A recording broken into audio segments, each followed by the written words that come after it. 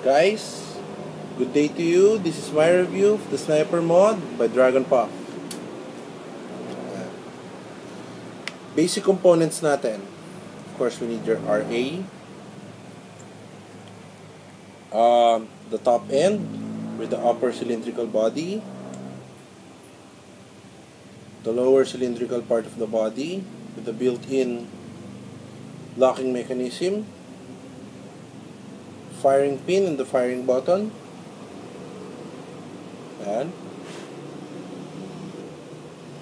The bottom end with embossed Dragon Sniper Puff, or more popularly known as Sniper by Dragon Puff. And of course, the one and only cap system. Yeah. This is developed by me for the vaping community. Yan. Medyo controversial lang pagkaka-release nito, pero alay ko na po yan sa inyo, tsaka malupit po yan. So, first, ang atin pong 510 connector ay built-in. So, one-piece item po siya. Wala siyang 510 to mod connector. So, wala na tayong jump. So, ano na yan, plus na yan sa mod. Ngayon, makikita po natin, meron siyang brass na positive contact point, which is force-fitted in a Delrin insulator. So guys, hindi natin sure kung magpa-flash ang mga RA natin dito, pero I suggest bago nyo i-attempt na galawin yung contact point is mag-ingat muna kayo, mag-isip-isip muna kayo, kasi force fit siya force fitted for a reason, di ba? Para matibay. Ngayon, meron tayong konting issue. If you would notice, meron tayong seam dito sa part na ito. Ang sa akin kasi ito, baka lang mapunan nyo, pero sa mga OC ito, mapupuna talaga. Pero in terms of performance, wala po tayong issue dito whatsoever. Ano lang po siya, nangangahulugan na lang na limited edition ng inyong Sniper mod dahil may seam. Ngayon, this is of course the firing button along with the firing pin. Ito yung bottom part with the tensioner and the housing, which is also force fitted in a Delrin insulator. Maganda po ang fit niya, so hindi po tayo talo sa quality. Plus yung naka-emboss nga po na pangalan. Ayan. So, ito nga po yung cap system. Ayan. So, i-assemble na po natin yung ating mod. Ayan. Before I continue with the assembly, pakikita ko po sa inyo na nandito po ang ating vent. So, dito po sa gilid inilagay para ma-vent out natin yung gases ng battery natin, saka yung excessive heat pag po tayo ay continuous vaping ang ating ginagamit. Hindi po natin inilagay sa ilalim dahil meron pong pangalan. Ayan. So, ipaliliwanag ko po in not so much detail kung ano tong cap system at kung ano ang ginagawa nito. So, ang cap system, regularly kasi, alisin ko muna, siyempre, familiar naman po tayo sa mga side fire. Ganito po ang conventional na side fire. Bumababa po ang ating firing button. Yung firing pin natin ay may contact doon sa housing.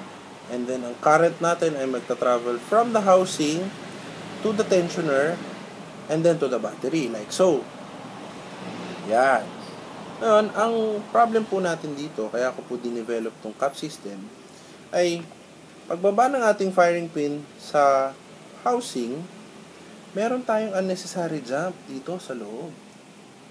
May jump po tayo ng electricity. Apart from, hindi tayo makakapag-provide ng conductive na material for the tensioner, not unless ipalitan nyo ng copper spring, which is, sa akin, hindi na necessary na palitan ng copper spring dahil meron na nga po tayong cap system. Apart from that, pagbaba ng kuryente natin dito, may jump na tayo sa loob. Ayan. Alam niyo naman siguro kung ano ang jump. jump is yung putol. And then magta-travel pa ang ating current through the coil of the spring, which is pag diniretso po natin yan, medyo mahaba ang distance na trina-travel ng current. So alam naman po natin lahat na the longer the distance traveled by the current, the greater the drop gets. So in detail, ayan, nilalagay po natin ang cap system, which is developed by yours truly. Ulit-ulit na ako. So, iyan na po ang nakadikit sa battery.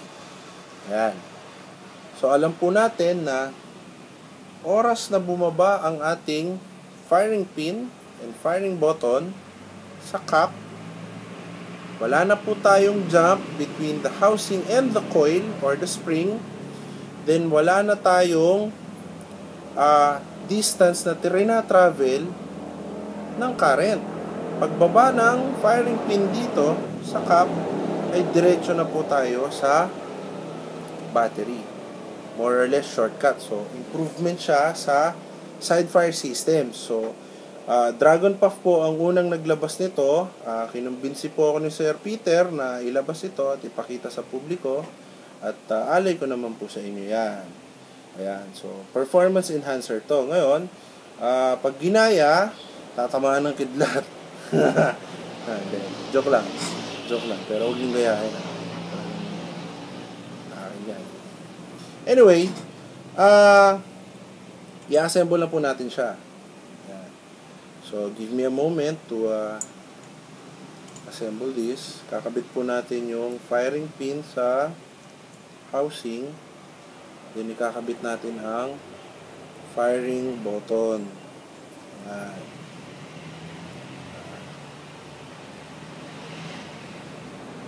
Yan. So, nagpa-function na po siya. Nakikita natin. Yan. So, fit na po natin to. Makikita nyo, maganda po ang quality ng ating body, yung mod na, yung body ng mod na talagang as much as possible, hindi po kita yung seams ng ating threads. Ayan po. Maganda po ang lapat niya. And then, i-connect na natin ipapasok na natin ang battery. Yan.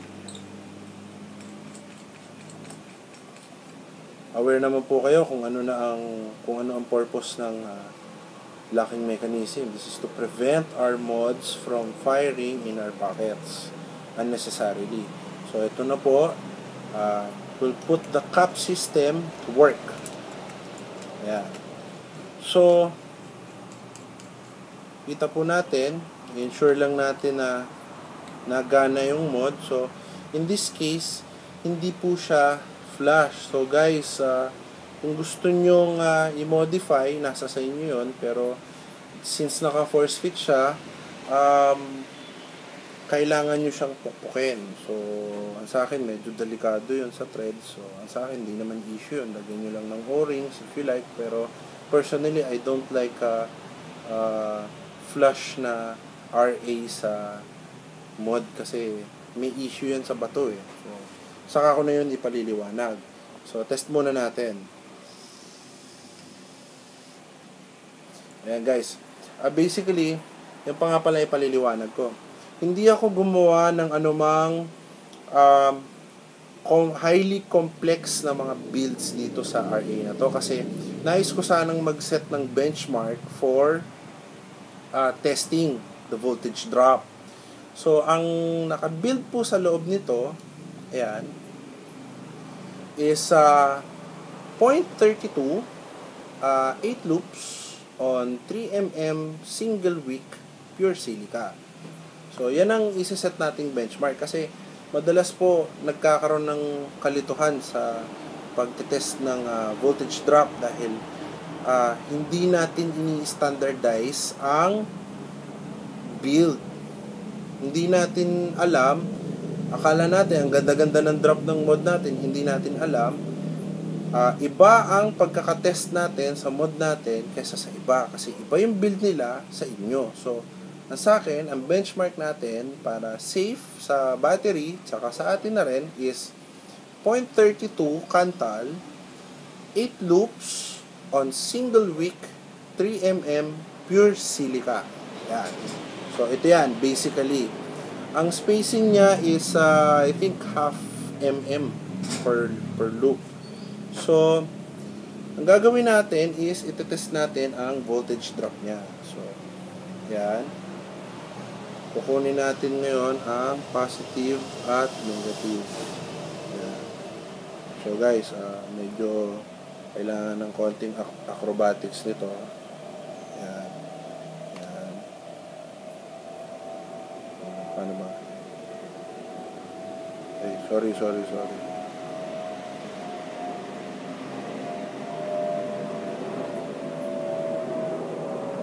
Yan. So, ipa-fire ko na po siya. So, ang nakukuha natin ay, I believe, 382. So, 382 to 383. Yan.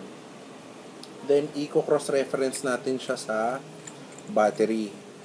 Kukunin natin ang dry load ng battery. So, konting acrobatics ulit. Ayan, so 417.